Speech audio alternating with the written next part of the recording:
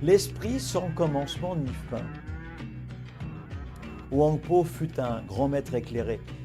Il a été très critique vis-à-vis de tous les fanatiques de rituels divers et variés. Il a vilipendé les adorateurs d'idoles. À l'époque, entre autres, les adorateurs de statues du Bouddha. Il ancrait son enseignement non pas sur l'adoration de quelconque statuette, mais bien sur la réalisation de l'esprit-1, l'esprit 1, cela qui est. C'est la raison pour laquelle je me retrouve très très à l'aise dans beaucoup de ces enseignements. Et puis c'est pour moi un immense plaisir de partager avec vous l'enseignement de ce grand maître, même si c'est un petit peu obscur pour certains, après ça va se décanter.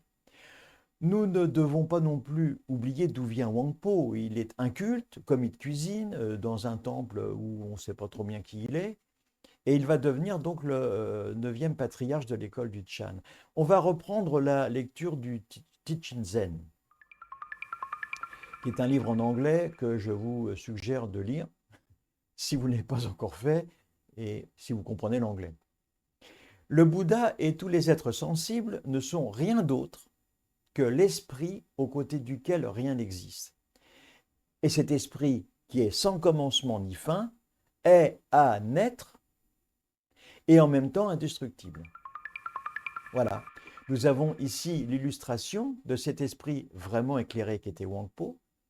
Cette petite phrase qui constitue pour les Japonais un koan, c'est-à-dire un questionnement insolvable et pourtant totalement transparent pour qui va pratiquer régulièrement la méditation. Comprendre cette phrase sans y mettre rien dessus, c'est-à-dire aucun jugement, aucune analyse, c'est accéder directement à l'état supérieur de notre conscience universelle. Cette petite parcelle d'énergie qui nous anime et qui se manifeste à travers la diversité dont elle est elle-même l'unique source. Par exemple ce corps, et puis les autres corps, et puis tout ce qu'il y a dans la nature. Je vous redonne lecture de cette phrase. Le Bouddha et tous les êtres sensibles ne sont rien d'autre que l'esprit aux côtés duquel rien n'existe. Cet esprit qui est sans commencement, ni fin, est à naître et indestructible. C'est vraiment obscur.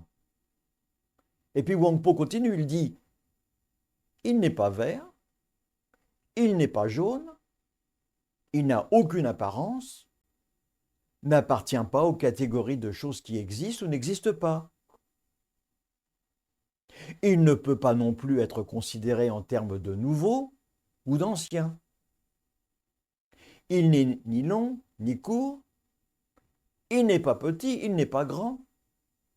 Il transcende toutes les limites, transcende les noms, les traces, les comparaisons. Ouf! Quoi que vous voyiez avant de commencer à raisonner sur lui, vous allez tomber immédiatement dans l'erreur. C'est comme le vide sans limite. Il ne peut être ni sondé, ni mesuré.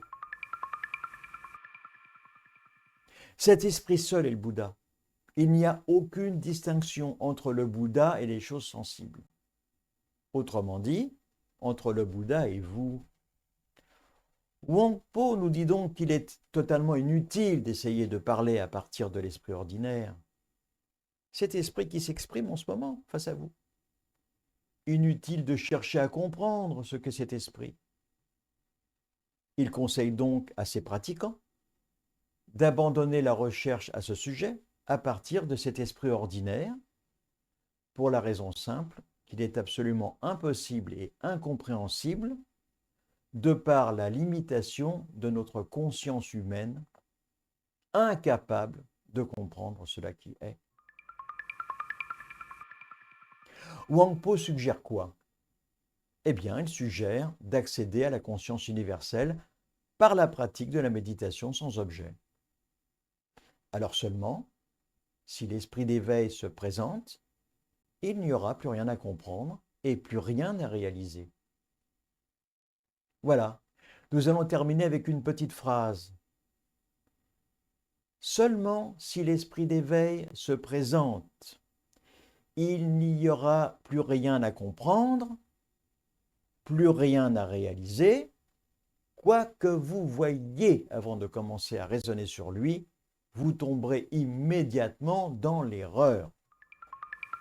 Seul le dépassement de la pensée ordinaire peut nous donner accès à ce champ illimité et merveilleux de la conscience universelle qui est cette merveilleuse porte ouverte sur la bouddhéité. En attendant, n'oubliez pas de me retrouver sur le site calameo.com afin de retrouver ces enseignements. Dans la rubrique auteur, tapez simplement Félix Hellens et la prochaine fois, je vous parlerai du siège d'illumination. Encore un mystère. À bientôt.